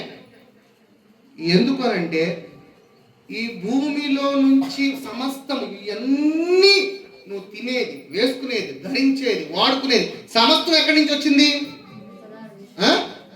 ఎక్కడి నుంచి వచ్చింది? ఆకాశం నుంచి వచ్చిందా? మన్నానే ఆకాశం నుంచి రాలా. ఎక్కడి నుంచి వచ్చింది చెప్పాలి మీరు. ఎక్కడి నుంచి వచ్చింది? ఏంటండి ఇప్పుడు మీరు కట్టుకునే చీర ఎక్కడి నుంచి వచ్చింది? అరే భూమిలో నుంచి వచ్చింది కదా. తినే ఆహారం భూమి నుంచేగా, ఈ ఇన్స్ట్రుమెంట్ భూమిలో నుంచేగా, ఇది భూమి నుంచేగా, ఇది భూమి నుంచే కదా, ఇది భూమి నుంచే కదా. రైట్. ఈ భూమిని ఏమంటారు ఇంగ్లీష్లో? తెలుగులో పదార్థము అంటారు. ఏమంటారు? పదార్థాన్ని ఇంగ్లీష్లో ఏమంటారు? మ్యాటర్ అంటారు. అవునా? ఈ మ్యాటర్లో ఏముంది? మ్యాటర్లో పౌడర్ ఉందా? మరి ఏముంది? మ్యాటర్లో neutron, proton, electron, plus minus, neutral. ఇందులో నుంచి ఒక అణువు బయటకు వచ్చింది, ఆటమ్. ఏమంటారు దాన్ని? ఆటంలో మళ్ళీ లోనికి వెళ్తే నువ్వు ఓపెన్ చేసావు ఏముంటది? మళ్ళీ న్యూట్రాన్, ప్రోటాన్, ఎలక్ట్రాన్. అంటే ప్లస్ మైనస్ న్యూట్రల్. మళ్ళీ దాన్ని ఓపెన్ చేసావు ఏముంటది? ఫైనల్ గా లైట్ ఉంటుంది. ఏముంటది? ఇది సైన్స్ స్టూడెంట్స్ అంటే నీకు తెలిసి ఉంటుంది, లేకపోతే మీరు తర్వాత గూగుల్ చేసుకోండి. ఫైనల్ గా ఉండేది లైట్. అంటే ఒకే చోట యేసయ్య అన్ని ప్రాంతాల్లో ఉంటాడు. ఎందుకంటే సమస్తములో ఉన్నాడు ఆయన. ఇందులో ఉన్నాడు సమస్తము. కానీ వీటన్నిటికీ జీవం లేదు. ఒక్క జీవం ఉన్నది నీ ఒక్కడికే. ఎందుకనంటే ఆ జీవమే తండ్రి. అందుకనే తండ్రి అందరిలో వ్యాపించి ఉన్నాడు. ఇందాక చదివిన వాక్యం మనం. ఆ తండ్రి ఎలా ఉన్నాడంటే వెలుగుగా, పవర్గా ఉన్నాడు. ఆ పవర్ని నువ్వు విశ్వసించి పరిశుద్ధాత్ముడు అనే ఒక రాజ్యంలోకి నువ్వు ప్రవేశించాలి అని అంటే నీ మనసుతో నువ్వు రూపాంతరము చెందాలి. యేసయ్య రెన్యూర్ మైండ్ అన్నాడా లేదా? ఏమంటాడు? రూపాంతరము చెందాలి, క్రీస్తు మనసు ఎరిగి జీవించాలి. ఎందుకనంటే సత్యం ఇక్కడ ఉంది కాబట్టి. సత్యము ఇక్కడున్నది, విశ్వసించాల్సింది ఇక్కడ. ఎందుకంటే రాజ్యం ఇక్కడ ఉంది కాబట్టి. అందుకని చూడకుండా విశ్వసించేదే దేవుని యొక్క రాజ్యము. ఆ రాజ్యంలో దేవుని యొక్క శక్తి ఉన్నది. సత్యమును తెలుసుకుంటే ఆ సత్యము జీవమై, వెలుగై, పవరై నీ నోట్లో నుంచి ఒక అధికారము కలిగిన ఖడ్గముగా నీ నోట్లోంచి బయటకు వస్తుంది. నీ జీవితంలో నీకు వ్యతిరేకంగా ఏ ఆయుధము కూడా వర్ధిల్లదు. వర్ధిల్లుతుందా? వర్ధిల్లదా? తర్వాత ఇప్పుడు చదువు. వెలుగులోకి మిమ్మల్ని పిలిచిన వాని గుణాతిశయములను ప్రచురము చేయు నిమిత్తము. ఎవరి గుణాతిశయములంట? ఎవరైతే వెలుగులోకి తీసుకుని వచ్చిన వాడు. ఎవరు వెలుగులోకి తీసుకొచ్చినవాడు? యేసయ్య. ఆయన యొక్క లక్షణముల గురించి, తర్వాత వంశమును ప్రచురము చేయు నిమిత్తము ఏర్పరచబడిన వంశము, రాజులైన యాజక సమూహమును. మనల్ని ఇప్పుడు ఏమంటున్నాడు? రాజులైనప్పుడు యేసయ్య ఎవరు? రాజు. ఆయన పిల్లలమైన మనం ఏమంటాం? అప్పుడు రాజులమైన యాజక వంశమును, పరిశుద్ధ జనమును, దేవుని సొత్తైన ఆయన సొత్తై ఉన్న ప్రజలమై ఉన్నాం. అందుకని మీరు మీ సొత్తు కారు. ఎవరు సొత్తు అన్నాడు? మీరు నా సొత్తు అన్నాడు. ఎందుకంటే జగత్ పునాది వేయబడక మునిపే నేను మిమ్మల్ని ప్రేమించి నాలో మిమ్మల్ని అందరినీ కుమారులుగా ఏర్పరచుకున్నాను. ఎఫెసీయులకు రాసిన పత్రిక 1:5 మనం ఇందాక చదివాం. అవునా? ఇప్పుడు అర్థమవుతుంది నువ్వెవరువో. నువ్వు కూడా ఆయనలో ఉన్నావు. కానీ నువ్వు సపరేట్గా పెట్టుకుని నువ్వు దేవుడి సన్నిధానానికి, దేవుడి మందిరానికి, ఇప్పుడు మనం ఆరాధన చేశాం కదా, ఆరాధన చేయడం ఏంటో తెలుసా? ఏడవడం కాదు, ఆరాధన చేయడం ఆయన ప్రజెన్స్లోకి మనం వెళ్తున్నాం. అదొక ద్వారము. ఆ ద్వారంలోకి ఎలా వెళ్ళాలి? ఇక్కడ ఏముండాలి నీ హృదయంలో? అప్పుడు పరిశుద్ధత. ఆల్రెడీ పరిశుద్ధత ఉంటుంది. ఇంకోటి ఉంటుంది, ఒక గేట్ ఉంది. ఏంటి ఆ గేట్? ప్రేమ అనే గేట్ ద్వారా నువ్వు వాళ్ళకి ఎంటర్ అవ్వాలి. ఆ ప్రేమ అనే గేట్ ద్వారా నువ్వు ఎంటర్ అయిన అప్పుడే దేవుడు నీ హృదయంలో నుంచి ప్రేమకరంగా నువ్వు చేసే ప్రతి ఆరాధన ఆయన సన్నిధానానికి ధూప వేదికగా చేరుతున్నది. అది ఎలా ఉంటుందంట? నువ్వు చెప్పే ప్రతి మాట కూడా పరిమళమైన సువాసనగా ఆయన సన్నిధానానికి వెళుతుంది. ఇక్కడ ఏదైనా చెడు వాసన వచ్చి మనం కూర్చోగలమా? దుర్వాసన వస్తే కూర్చుంటాం. మీరు కూర్చోగలరా? బ్యాడ్ స్మెల్ వస్తే మనం కూర్చోగలమా? మరి మన చెడు హృదయంతో నువ్వు పలికే చేసే ఆరాధన మరి దేవుడి సన్నిధానానికి దుర్వాసన పరిమళంగా ఉంటే ఆ సన్నిధానానికి తీసుకుంటాడంటారా? అంటే నువ్వు ఆరాధన చేసేటప్పుడు నీ ప్రేమ అనే హృదయం అనే గేటు కూడా తెరిస్తేనే నువ్వు పలికే ప్రతి మాట ఆయన సన్నిధానానికి చేరుకుంటుంది. అర్థమవుతుంది ఎందుకు నీ ప్రార్థన ఇంకా డిలే అవుతుందో? ఎందుకు నీ ప్రార్థనకి ఇంకా నేను ఇంతగా ప్రార్థన చేసిన మోకాలు దండేసి ప్రార్థన చేసిన, నేను మోకాలు దండ చేయమని ఇవ్వడం. పూర్ణ హృదయంతో చేయమనండి. పూర్ణ హృదయంతో నువ్వు చేయకోకుండా కళ్ళు కుళ్ళితో ఉన్న హృదయంతో చేస్తే నా చెంతకి ఎట్లా మరి మనమే పక్కతో చేస్తాం కదా, వాసన వస్తుందండి. ఎవరైనా ఎగబడి మాట్లాడుతుంటే బ్యాట్స్మెన్ తోస్తాం. అవునా? మరి నీ హృదయంలో ఉన్న చెడుని నువ్వు పెట్టుకుని దేవునికి ఆరాధన చేస్తే దేవుడు కూడా నీ మాటలు తిరస్కరించేస్తాడు. ఆయన చెవుకి వినపడం అంటున్నాడు. అందుకే నా సహోదరి, నా సహోదరుడా, దేవుని యొక్క రాజ్యములాగా నీ హృదయం ఉండాలి. అందుకని దేవుడు అన్నాడు మారు మనసు అన్నాడు. మారు మనసు పొందినవాడు ఏమవుతాడు? రక్షింపబడ్డాడు. ఒకవేళ రక్షింపబడ్డానని బాప్తీసం తీసుకుని తిరిగేవాడు మారు మనసు లేకపోతే వాడు రక్షింపబడినవాడా, రక్షించబడనవాడా? ఇప్పుడు చాలా మంది మనలోనే నేను ప్రభు బలలో పాలు పంచుకుంటున్నాను అనుకునే వాళ్ళు చాలా మంది ఉన్నారు మారు మనసు లేకుండా. మారు మనసే నిజమైన రక్షణ. అందుకనే యేసు ప్రభుతో బందీపోటు కూడా ఆ నిమిషంలో మారు మనసు పొందినప్పుడు, పశ్చాత్తాప పొందినప్పుడు ఈరోజు నాతో కూడా నువ్వు పరదేశంలో ఉంటావు. బాప్తిజం తీసుకోవాలా? పశ్చాత్తాపడ్డాడు, మారు మనసు పొందాడు. ఆ మారు మనసు ఉంటేనే నిజమైన రక్షణ. అర్థమవుతుందా? 1 పేతురు 2:9 అయిపోయిందా? రైట్. రోమీయులకు రాసిన పత్రిక 8వ అధ్యాయం 15వ వచనం. ఏలయనగా మనలా భయపడుటకు మీరు దాస్యపు ఆత్మను పొందలేదు గాని. ఎవరి ఆత్మను పొందలేదంట? మనము దాస్యపు ఆత్మను పొందలేదు గాని దత్తపుత్రాత్మను మీరు పొంది ఉన్నారు. ఆత్మ కలిగిన వారమై మనము అబ్బా తండ్రి అని మొరపెట్టుచున్నాము. మనము దేవుని పిల్లలమైతే ఆత్మ తానే మన ఆత్మతో కూడా సాక్ష్యమిచ్చుచున్నాడు. తర్వాత మనము పిల్లలమైతే వారసులము అనగా దేవునికి వారసులము. ఎలాగ వారసుడివి? శరీరంతోనా ఆత్మతోనా? దేంతో? ఆత్మతో వారసుడివి. తర్వాత క్రీస్తుతో కూడా మహిమ పొందుటకు ఆయనతో శ్రమపడిన ఎడల క్రీస్తు తోడి వారసులము అంటే ఆయనతో కూడా సమానుభావం కలిగిన వారం అయిపోతాము. ఆత్మతో నువ్వు గనక ఏకాత్మై ఉండి ఉన్నట్లయితే అప్పుడు క్రీస్తు నువ్వు ఒకటి అని అర్థము, సపరేట్ గా కాదు. కానీ మనం ఏం చేస్తాం? నువ్వు యేసయ్యవే, నేనే. సత్యం అక్కడ ఉంది, అసత్యంలో నువ్వున్నావు. ఇప్పుడు నీ ప్రార్థనకి నువ్వే గేట్ అడ్డం వేసుకుంటున్నావా? యేసయ్య వేస్తున్నాడా? ఎవరు వేస్తున్నారు? నువ్వే వేసుకుంటున్నావు. ఎక్కడ అంటే నాలెడ్జ్.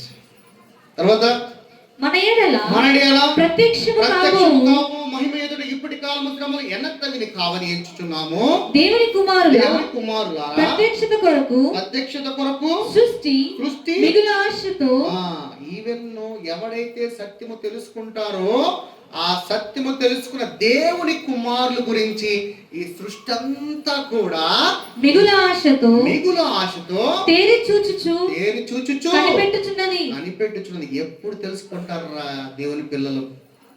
ఇంకెంత కాలమో మీ బరువు నేను మోయాలి? ఈ సృష్టి కూడా ఎదురు చూస్తున్నాడు. అర్థమవుతుందా? తర్వాత సృష్టి నాశనములోనైన దాస్యములో నుండి విడిపింపబడి దేవుని పిల్లలు మహిమగల స్వాతంత్ర్యమును పొందుతున్నారు. నిరీక్షణ గలదే. సృష్టి కూడా నిరీక్షణ కలిగి ఉందంట. ఎలాగంటే దేవుడి పిల్లలు స్వాతంత్ర్యమును పొందు దినమును గురించి సృష్టి కూడా నిరీక్షణగా ఎదురు చూస్తుందంట. ఎంత కాలమో నేను ఇంకా ఎదురు చూడాలి? మీరు ఎప్పుడు తెలుసుకుంటారు మీరు దేవుని పిల్లలు అని? తర్వాత స్వేచ్ఛగా కాక దానిని లోపరిచిన వాని మూలముగా వ్యర్థపరచబడిన సృష్టి యావత్తు ఇది వరకు ఏకగ్రీవముగా మూలుగుచు ప్రసవ వేదన పడుచున్నది. నొప్పులు కలిగి ఉన్నదంట. ఎప్పుడు అని. తర్వాత అంతేకాదు ఆత్మ యొక్క ప్రథమ ఫలము నొందిన మనము కూడా దత్తపుత్రత్వము కొరకు అనగా మన దేహము యొక్క విమోచనము కొరకు ఈ దేహముల నుంచి విడుదల పొందుకునే విమోచనము కొరకు కనిపెట్టుచు మనలో మనము మూలుగుచున్నాము. ఎందుకని? ఎప్పుడు ఈ శరీరంలో, ఇప్పుడు మనం శరీరంలో ఉంటాము, ఆత్మలో ఉన్నా కానీ ఈ శరీరం ఎప్పుడు నేను విమోచనంగా నేను విడుదల పొందుకుంటానని మనలో మనమే ఏం చేయాలంట? మూలుగుతూ ఉండాలి అని అంట. తర్వాత మనము నిరీక్షణ కలిగిన వారమై రక్షింపబడితిమి. నిరీక్షింపబడినది కనబడినప్పుడు నిరీక్షణతో పని ఉండదు. తాను చూచుచున్న దాని కొరకు ఎవడును నిరీక్షించును. మనము చూడని దాని కొరకు నిరీక్షించిన ఎడల ఓపికతో దానిని కనిపెట్టుకుందుము. అటువలే ఆత్మయు మన బలహీనతలను చూచి సహాయము చేయును. మనలోనే మన ఆత్మ ఏం చేస్తుందంటారు? ఇది తెలుసుకోలేడని చెప్పి మన ఆత్మ నీకు ఎవరు సహాయం చేస్తారు? నీలో ఎవరున్నారు? పరిశుద్ధాత్ముడు. ఇప్పుడు పరిశుద్ధాత్మిక ఆహారం ఏంటి? పరిశుద్ధాత్మిక ఆహారం ఏంటి? ఆయన ఆత్మ ఉన్నాడు కదా, మరి ఆత్మక ఆహారం ఏంటి? ఇప్పుడు మీరు వింటున్నారే, ఈ వాక్యమే. ఎందుకంటే ఈ వాక్యము జీవము కలిగినది. మత్తయి సువార్త 4:4 అందుకు ఆయన మనుష్యుడు రొట్టి మాత్రమే కాదు గాని దేవుని నోట నుండి వచ్చు ప్రతి మాట వలన జీవించును అని రాయబడి ఉన్నది. ఇప్పుడు ఈ జీవం కలిగిన వాక్యము నీ హృదయంలోకి వెళితే ఇప్పుడు ఎవరికి ఆహారం? దేవుని యొక్క వాక్యమే లోనున్న వాడికి, నీ అంతరంగ పురుషుడికి ఆహారమై ఉన్నది. దీన్ని బట్టి అందుకని నా ప్రియ కుమారుడా, నా మాటలను ఆలకింపుము, నా ఆజ్ఞలను కైకొనుము, నీ కనుల ఎదుట నుండి ఆ వాక్యమును తొలగిపోనీయకము. దొరికిన వాడికి ఆ వాక్యము సర్వ శరీరానికి జీవము, ఆరోగ్యము. ఆ వాక్యమును నీ హృదయములో భద్రపరచుకో. ఆ హృదయమే దేవుని యొక్క రాజ్యము. దేవుని యొక్క రాజ్యము భోజనము పానము కాదు గాని ఆనందము, నీతియు, సమాధానమునే పరిశుద్ధాత్మని అందరి ఉన్నది. ఆ పరిశుద్ధాత్ముడే నీలో దేవుని రాజ్యముగా నేను వెళితే ఆదరణకర్తను పంపిస్తాడు. ఆ ఆదరణకర్తన ఈ రోజు నీలో పరిశుద్ధాత్ముడుగా దేవుని యొక్క రాజ్యముగా ఉన్నాడు. పరలోకములో ఉన్న పరలోకాన్ని ఎక్కడ తీసుకుని వచ్చాడు? పరలోక ప్రార్థన చేస్తారు కదా, మీరేం చేస్తారు? చేయండి. పరలోకం మందును నీ చిత్తం పరలోకం, తర్వాత భూలోకములో నీ హృదయంలో నెరవేరబడును గాక. ఎందుకంటే నువ్వే ఆయన ఆలయమై ఉన్నావు కాబట్టి, నేను వెతుక్కుంటూ వచ్చి ఆయన ఆలయముగా నిన్ను మార్చుకున్నాడు కాబట్టి.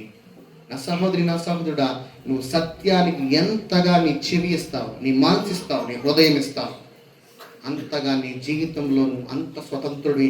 నా ఆత్మ ఎక్కడ ఉంటే అక్కడ స్వతంత్రం అన్నాడా లేదా? రైట్. యోహాను సువార్త 17వ అధ్యాయం 10 గంటలకు చెప్పుతా. సరే, లాస్ట్గా 17వ అధ్యాయం మొత్తం చూద్దాం. ఈ అధ్యాయంలో ఒక మంచి సీక్రెట్ ఉంది. యేసు ఈ మాటలు చెప్పి ఆకాశము వైపు కనులెత్తి ఇట్లా నేను, తండ్రి, నా గడియ వచ్చుచున్నది, నీ కుమారుడు నిన్ను మహిమపరచునట్లు నీ కుమారుని మహిమను మహిమపరచుము. నీవు నీ కుమారునికి ఇచ్చిన వారందరికీ ఆయన నిత్య జీవం అనుగ్రహించున్నట్లు సర్వ శరీరుల మీదను ఆయనకు అధికారం ఇచ్చెను. అద్వితీయ సత్య దేవుడునైన నిన్నును నీవు పంపిన యేసు క్రీస్తును ఎరుగుటయే నిత్య జీవము చేయుట నీవు నాకు ఇచ్చిన పని నేను సంపూర్ణముగా భూమి మీద నెరవేర్చి నిన్ను మహిమ పరిచితిని. తండ్రి, లోకము పుట్టక మునుపు నీ వద్ద నాకు ఏ మహిమయుండునో ఆ మహిమతో ఇప్పుడు నన్ను నీ యొద్ద మహిమపరచు. ఎవరైనా ప్రార్థన చేస్తారా? ఇప్పుడు మనం ఎక్కడి నుంచి వచ్చాం? ఇప్పుడు ఏసేం అడుగుతున్నాడు? తండ్రి, లోకము పుట్టక మునుపు నీ యొద్ద నేను ఏ మహిమ కలిగి ఉన్నానో. ఇప్పుడు మనం ఎక్కడున్నాం చెప్పండి? మనం ఎక్కడి నుంచి వచ్చాం? మళ్ళా అలా చెప్తారండి అండి, ఇంకా చదివాం కదా. రైట్, మళ్ళీ ఎఫెసీయుల రాసిన పత్రిక 1:5 తన చిత్త ప్రకారమైన దయా సంకల్పము చొప్పున యేసుక్రీస్తు ద్వారా తనకు కుమారులుగా స్వీకరించుటకై మనలందరినీ ముందుగా తన కోసము నిర్ణయించుకుని మనము తన ఎదుట పరిశుద్ధులమును నిర్దోషులమును జగత్ పునాది వేయబడక మునుపే. ఎక్కడంట? జగత్ పునాది వేయబడక మునుపే. ఇప్పుడు మనకు వచ్చాయి. చదువుతున్నాం. తండ్రి, లోకము పుట్టక మునుపు నీ వద్ద నాకు ఏ మహిమ ఉండెనో ఆ మహిమతో ఇప్పుడు నన్ను నీ వద్ద మహిమపరచుము. మన ప్రార్థన ఎలా ఉంటుందా?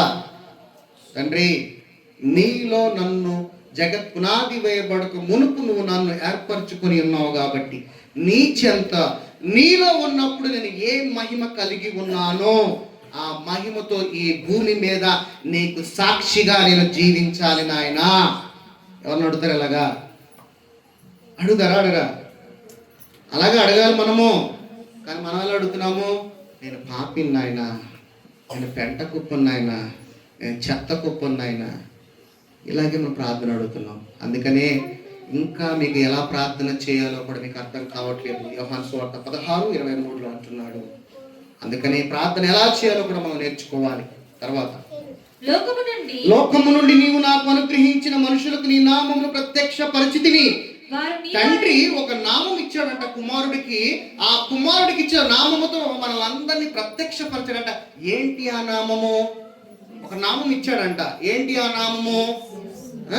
యేసు అనేది పేరండి. నీ పేరు ఎలాగో ఆయన పేరు యేసు, కానీ నామము.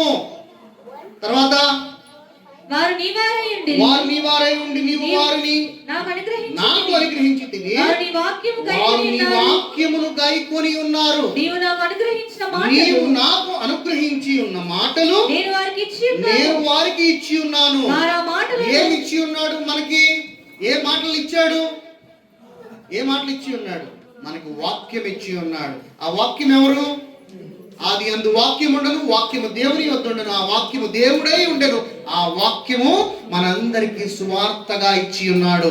తర్వాత వారు ఎవరైతే ఇప్పుడు ఇక్కడ విని అంగీకరించిన వారు నేను నీ యొద్ద నుండి బయలుదేరి వచ్చిన నిజముగా ఎరిగి నీవు నన్ను పంపితమని నమ్మిరి కనుక నీవు నాకు అనుగ్రహించిన అన్నీ నీ వలననే కలిగినవని వారు ఇప్పుడు ఎరిగి ఉన్నారు. నేను వారి కొరకు ప్రార్థన చేయుచున్నాను. లోకము కొరకు ప్రార్థన చేయట్లేదు. ఎవరి కొరకు ప్రార్థన చేస్తున్నాడంట?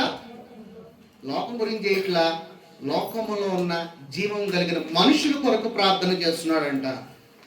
సొసైటీ అని అంటే మనం అనుకుంటాం అంటే కనపడేది అనుకుంటాం, కానీ చాలా మంది సొసైటీని ద్వేషిస్తారు తెలుసా? ఏం సొసైటీ వదిలేయండి. ఎందుకంటే సొసైటీలో మనిషిని మనం ప్రేమించాలి. ఇప్పుడు యేసయ్య దేన్ని ప్రేమించాడు? లోకంలో ఉన్న ఆయన సొత్తుని ప్రేమిస్తున్నాడు. చాలా మంది ఏమంటారంటే నా పిల్లలే నా ఆస్తి అంటారు. అవునా కదా?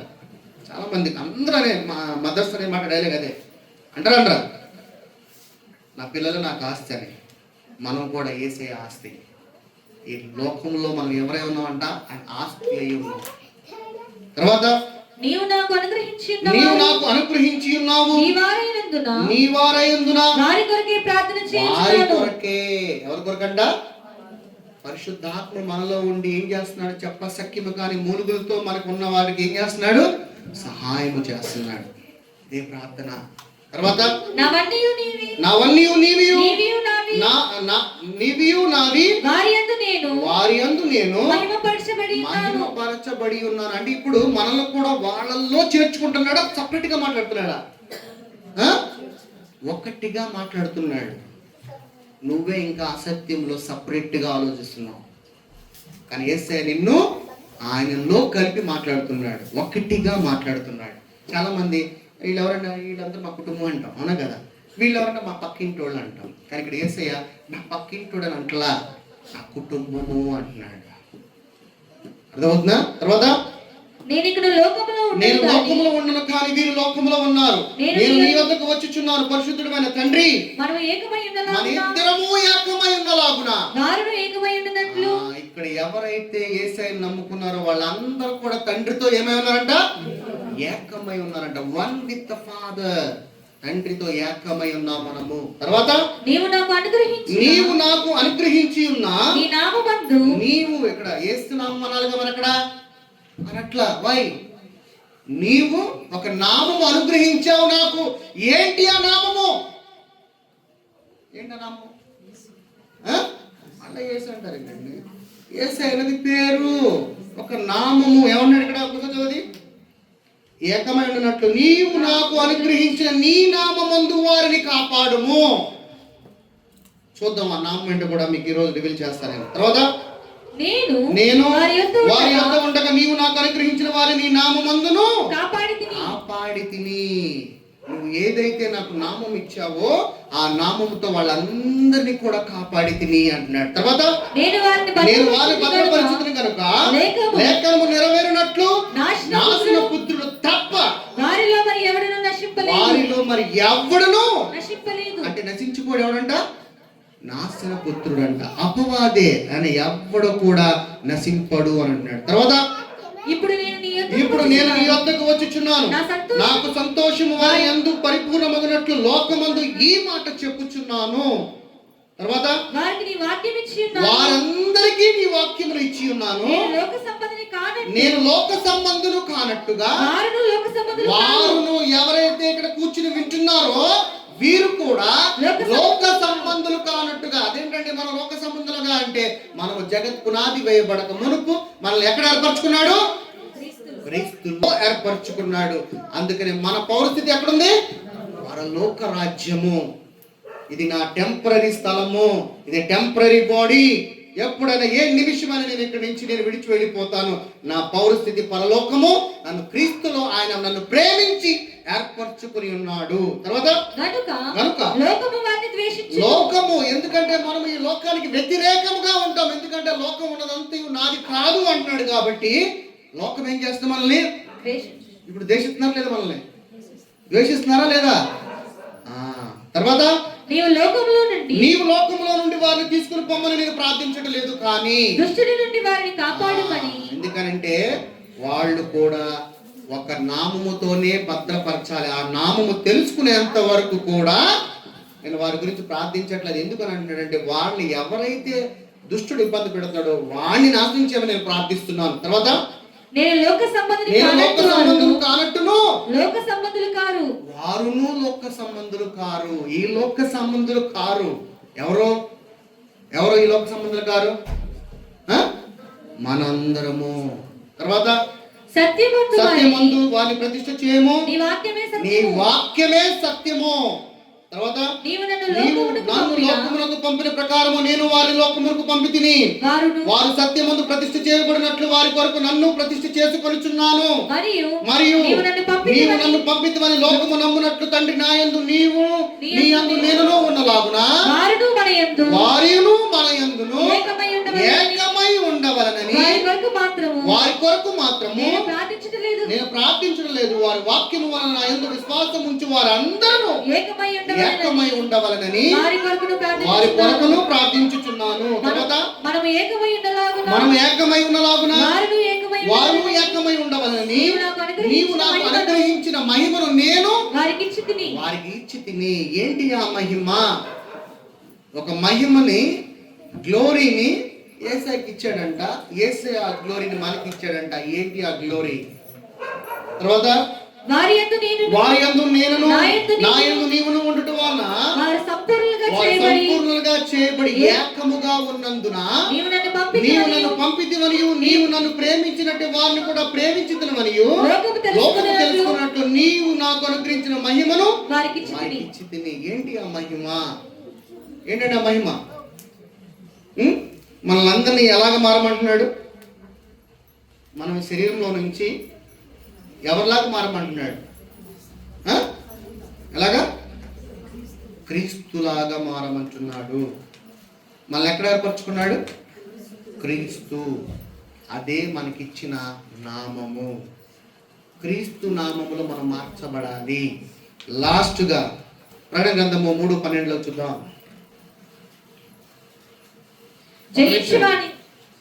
మీ పేరేంటి? ఎల్లమ్మ ఉందనుకో, జీవగ్రంథంలో ఎల్లమ్మని రాద్దామా? మహంకాళమ్మ, ఒళిగమ్మ, ఇక్కడ ఉంది కదా ధారవాడ ఉన్న వాళ్ళు ఎవరండి?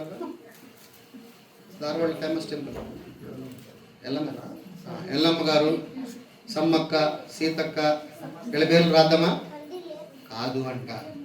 మనకు మహిమనిచ్చాడు ప్రభు. తండ్రి యేసయ్యకి ఇచ్చాడు, యేసయ్య మనకిస్తున్నాడు.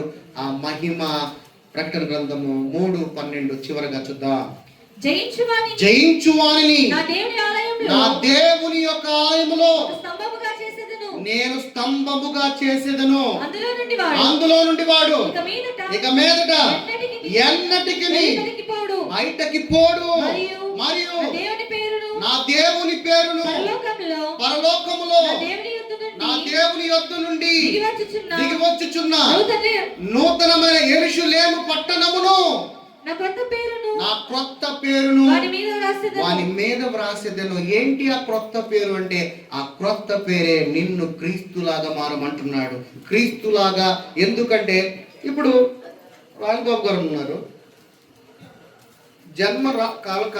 డెలివరీ కాకముందు ఆయన ఎక్కడ ఉంటాడు? తల్లి గర్భంలో నుంచి ఇంకెక్కడ ఉంటాడు? తండ్రిలో ఉంటాడు. ఫిలిప్ గారిలో ఉంటాడు. అవునా? ఎక్కడ ఉంటాం మనం? ఆయనలో ఉంటాడు. ఇప్పుడు ఆయనకు రెండో కుమారుడు ఆయన ఎక్కడ ఉంటాడు? ఆయనలో ఉంటాడు. మూడో కుమారుడు అంటే ఆయనలో ఉంటాడు. 4 కుమార్తె ఉంటే ఇప్పుడు మనం అందరం ఎక్కడ ఉన్నట్టు? మనల్ని ఎక్కడ ఏర్పరచుకున్నాడు? మళ్ళా తండ్రి అంటారు ఏంటంటే క్రీస్తులో. ఎఫెసీయులు రాసిన పత్రిక 1:5 ఆయన ప్రేమ చేత క్రీస్తులో మనల్ని ఏర్పరచుకున్నాడు కాబట్టి అప్పుడు నీ పేరేంటి? క్రీస్తు. నీకు ఇచ్చిన మహిమ ఏంటి? అదే క్రీస్తు మహిమ ఇచ్చినవాడు. ఇప్పుడు నన్ను కుడి పార్శ్వం మందు కూర్చోబెట్టాడు అన్నాడు. నేను ఎలా కూర్చుంటా? ఇక్కడే ఉన్నానుగా. ఇప్పుడు మనం ఎక్కడ ఉన్నాం? మనం ఎవరిలో పుట్టాం? పరలోకంలో ఎవరిలో పుట్టాం? క్రీస్తులో. నువ్వు నూతనముగా దేవుని ఆత్మగా దేవుల్లోకి నువ్వు ప్రవేశించిన తర్వాత నువ్వు ఎక్కడున్నట్టు? ఇప్పుడు కుడి పార్శ్వం ఎవరిదే? క్రీస్తు కూర్చుంటా, నువ్వు కూడా కూర్చుంటా కాదా? అందుకని నేను కూడా కూర్చుంటబెట్టాను అన్నాడు. ఇప్పుడు క్రీస్తు నీతిమంతుడా కాదా? నువ్వు కూడా నీతిమంతుడు ఆయనలో ఉంటే. అర్థమవుతుందా? ఇదే దాని అర్థము.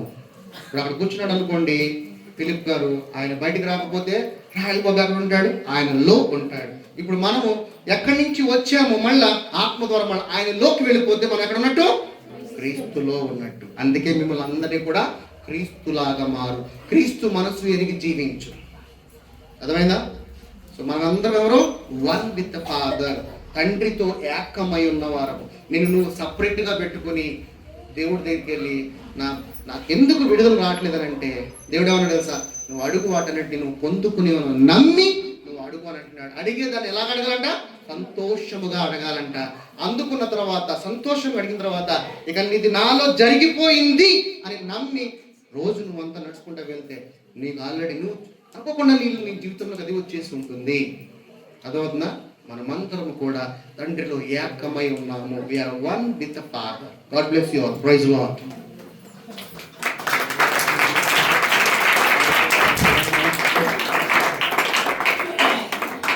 ఇంతవరకు చక్కగా మనకు వినిపించిన దేవుని మాట వినిపించిన అయ్య గారికి మన సంఘం తరపున అందరి తరపున గారికి వందనం చేస్తాం. సమయంలో మరి విత్తబడిన వాక్యం ఫలించినట్లు ప్రార్థన చేసుకుందాం. పరిశుద్ధుడా